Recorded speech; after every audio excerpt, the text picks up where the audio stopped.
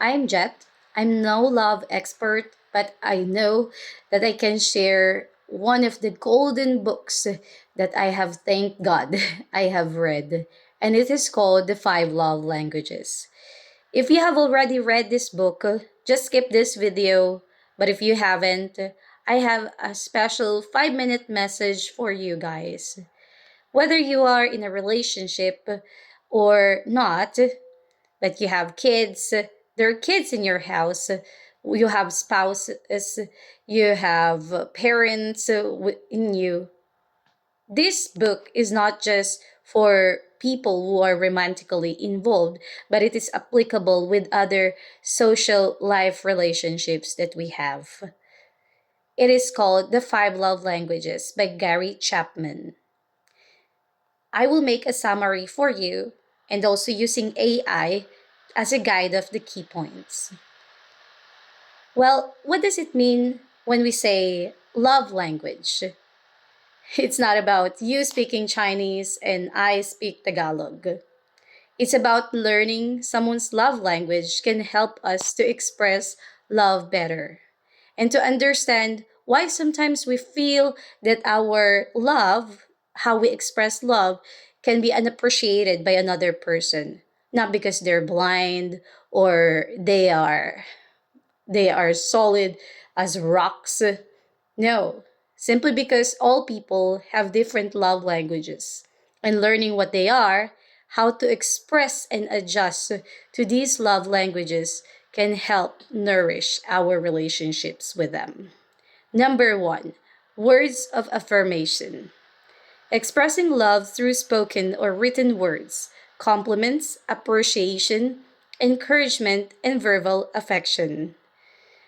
Next time you talk with friends or observe how your husband or your wife talk with you, is he more verbally expressive?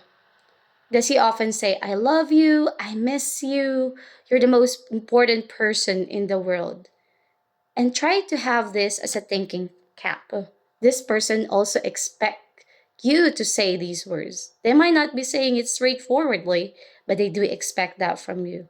If that is not your love language, but you want to show to this person how much you've observed that this is their love language, show it. Practice it, even in front of the mirror. It wouldn't hurt to say I love you once in a while with this person and make sure that you are really loyal and transparent how you express these words. Next, acts of service. Showing love by doing things for your partner, helping with chores, running errands, of taking care of responsibilities. Let's say you're rich with words of affirmation.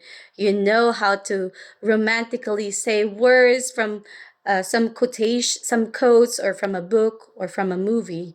But that is not something that can go alone without showing acts of love, acts of service. Try to be observant when your husband needs some help. Is he having a long and hard day? Offer a massage. Offer what you can do for him. Maybe iron a shirt, or maybe simply give him tap on the back and says, "I appreciate what you do for us. Let me make you coffee." You know better how and what kind of service you can give him. And this is not about being expressive with the love related to bodies, okay? But we will get into that too. So yeah, maybe not on weekdays you're both busy, but on weekend do some extra time to prepare a simple but memorable breakfast for everyone. Maybe your partner has been tired all day.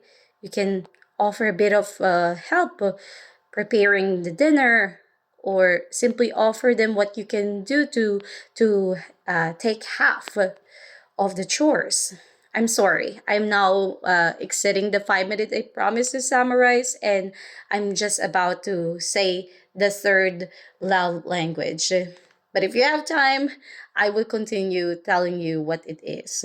Third, Receiving gifts. Giving thoughtful gifts or gestures that show you were thinking about the person. It's not about money, but the thoughtfulness behind the gift. So, are we talking about those girls and boys who are gold diggers? No, we are not. And let's be realistic. When it's Valentine's Day or we're having some special events like Christmases, most especially wedding anniversaries or how you call it for a girlfriend and boyfriend relationship, monthsaries. All right. We expect our partners even the most genuine gift they can give us, whether it is tangible or not. We want to experience receiving something from someone. Okay, I won't be hypocrite to you. I like this. For me, this is one of my topmost love languages. And when I say it, it's not something I would wear on my neck as necklace or jewelry. It's about showing love in a way of giving me a gift for a day, in a way of, today I want to offer you to go to a spa. Let's go together. So that's also spending time with me, which is one of the love languages too. I also like receiving gifts like could be a box full of pictures or an edited video or just simply making a song, recorded song from someone who loves me. That is already making my heart flutter. So, in case this is cheesy for you, you have your own way of liking what type of gifts you like receiving from someone. Well, that is in case of me. Next, quality time. Giving undivided attention, spending time together, engaging in meaningful conversations, and sharing activities. Most people might be giving lots of gifts. They may have a very good financial standings, but they don't have enough time to show their love to someone. Giving quality time is at least giving 1 minute after work, tapping someone's shoulders, just spend telling how the work goes, how the children were, sharing a few things, even just for a couple of minutes on a very busy day, or even just sending a voice note if the whole day you cannot physically meet up. Just showing them that, even if I'm too busy, here's one photo of me or here's one message to express that I love you. I give time for you. On weekends, even if we value to have spend to have more hours of sleep, which cannot be possible during the weekdays, it is really necessary to fight for that. Even if there are other chores that must be done, children, they always crave for our attentions, maybe due to lack of sleep, or we're having some emotional burdens around us, so we couldn't give a quality time. We think that we deserve to spend our time on bed or on television. It is, it's really good that children, they see us like we are their worlds, but we see children as just part of our world. So having a quality time means not taking them in some playground and you drinking coffee and from time to time saying hi. It's about giving the last 5 minutes that you only have, but to really be with them, to play with them, to talk with them, to engage with them. They really appreciate that and they know whether you are being transparent to them or not. Lastly is physical touch. One moment, maybe I have a class. I just want to say. Okay, I don't have. Physical touch. Expressing love through physical contact. Hugs, holding hands, cuddling, or any appropriate affectionate touch. Well, you don't need to watch or read the the 50 shades of gray, okay, to be really good at expressing this. But there are people, especially women, may not have courage to tell you, "Han, I want you to touch like this." They are not like Monica from the Friends series. If you remember one, I remember one scenario there when She was being expressive how she wanted to be touched. Now imagine and try to be observant, that those are the silent words that someone really want to say in real life, but he can't or she can't. So expressing this love is really important in relationship. Yes, you may be good at saying those good words. You have a lot of help that you do to your husband or your wife. You keep on giving gifts to person. You have quality time. But there are those people who cannot be honest about it because it's really embarrassing to say it out loud. They felt that their pride was being overthrown. So try to be observant. If you're not a person who is touchy, but you are in a relationship, if your partner is into this, you must learn how to practice it.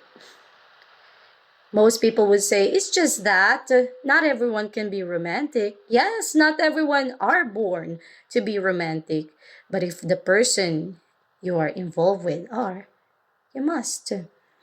Now, what about for children as parents? That goes same with parents who are not very expressive with their loves by saying the same thing with touching them.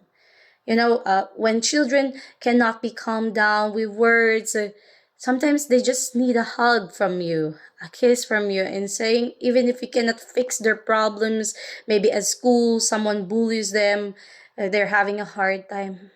A simple hug, a simple kiss, and a mixture of words of affirmation that I'm here. I cannot do everything perfect for you. I cannot always solve your problems, but mommy is here. Daddy is here. They need those. So, learning other people's love languages is very pivotal in any relationships. I've learned this when I was maybe 20. I was no boyfriend since birth. I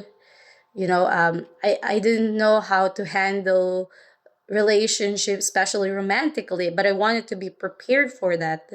And later on, when I got married and I had to come here in Serbia, I went on a training for Filipino women who are married or who want to get married with foreign nationals. So we underwent through some trainings, but first or foremost, it's for us protecting against anti-human trafficking, since most Filipinos really got brutally exploited and violently disregarded by society due to their love partners.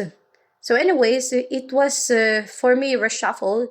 I was able to review and learn more about the five love languages in a more detailed manner. So if you haven't read this book and you want to be informed in a more in a detailed manner, I really suggest it highly to you. Thank you for listening.